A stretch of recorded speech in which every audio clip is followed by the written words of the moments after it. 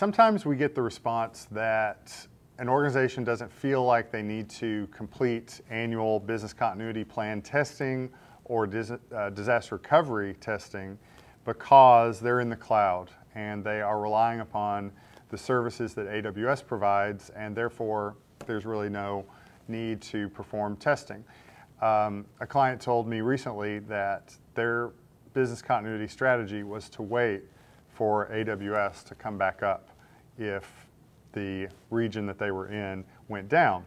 And that's not a good strategy, and we're really kind of missing the point of the test, because you have to consider scenarios that could impact your business. This would come out of your risk assessment process that you complete. This would come out of your business impact analysis that you complete. You would identify scenarios that could potentially harm your business in the terms of costs or regulatory fines or embarrassment, lack of contractual fulfillment to your clients.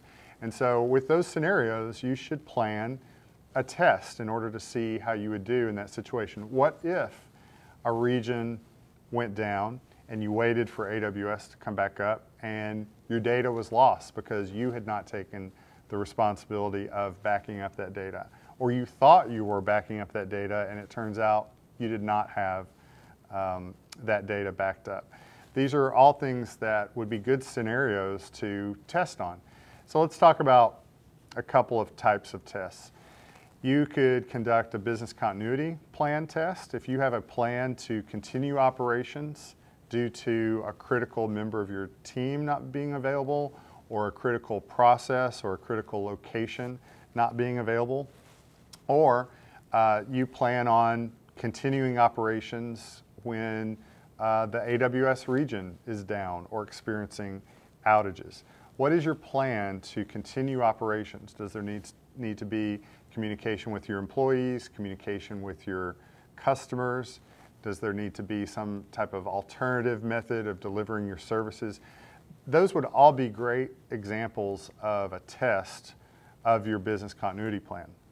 When it comes to testing disaster recovery, you are testing your procedures to actually restore from a disaster. So you've had an outage, a hacker has breached your environment, they have destroyed information, an employee who's disgruntled has deleted files that you didn't want to be deleted. They've tried to damage systems.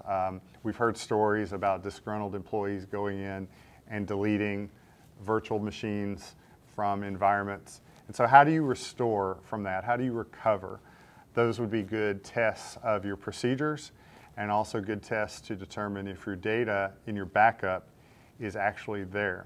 A lot of times when people go to perform these tests, they discover that what they thought they were backing up was not actually there. And so if you're not performing data backup, if you're not managing your versions in a proper way, you don't know where to go back and find what you need in order to restore to the recovery point that you have identified in your risk assessment or your data backup strategy. So those are a couple of types of tests that you should be performing, not only for compliance purposes, but for the overall health of your organization.